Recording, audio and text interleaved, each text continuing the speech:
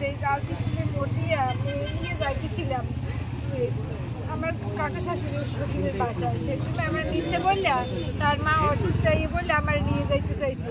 বলছে না আমার মা অসুস্থ, আপনি একটু আমাকে একটু সাহায্য করেন, আমার এই যে ভিতরে অনেক টাকার জিনিস আছে, আমি ওই ঢাকা থেকে আসছি, আমি বিক্রি করতে পারি না, আমার ভয় লাগে। সেই জন্য আমি বলতেছি কি যে আপনার যদি ভয় লাগে তো আমি আপনার একটু সাহায্য করি, আপনি সাহায্য পাইলে যদি আপনি আপনার মায়ের চিকিৎসা করতে পারেন সেই জন্য। কিন্তু তারপর ওই জায়গায় আমি মিথ্যে বললে আমার ওই রকমের নিয়ে। কয়জন ছিল ওরা? তিনজন ছেলে সবাই? ওরা কি সাহায্য করতে বলছে? আমার মা অসুস্থ, তবে একটার ভিতরে 2 লক্ষ টাকার একটা জিনিস আছে, বলছে মিষ্টি তৈরি করার, আমি তো ওগুলো চিনিও না কিছু, মিষ্টি তৈরি করার জিনিস এগুলো সবার সামনে বিক্রি করা যায় না, এইরকমের বললে আমার দিতে বলে কি আমার ওইটা। আপনি বুঝতে পারেন নাই কি বলছে? আপনার অটোতে উঠাই নিয়ে আসছে? আচ্ছা, তারপর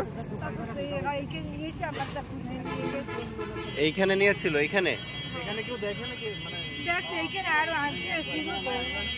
আই নাকি আপনার মুখে কি কিছু রুমাল টুমাল বা কোনো স্প্রে জাতীয় কিছু দিচ্ছে? হ্যাঁ,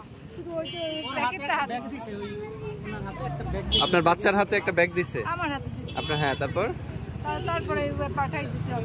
চেইনটা নিল কিভাবে? এখানে বসে? আপনি তখন দেখেন নাই? আপনার সেন্স ছিল না? সেন্স ছিল না? ওটা ওই একটা এই যে দিছে না, ওইটা দিয়ে ওরে হেক্টোনাস করছে।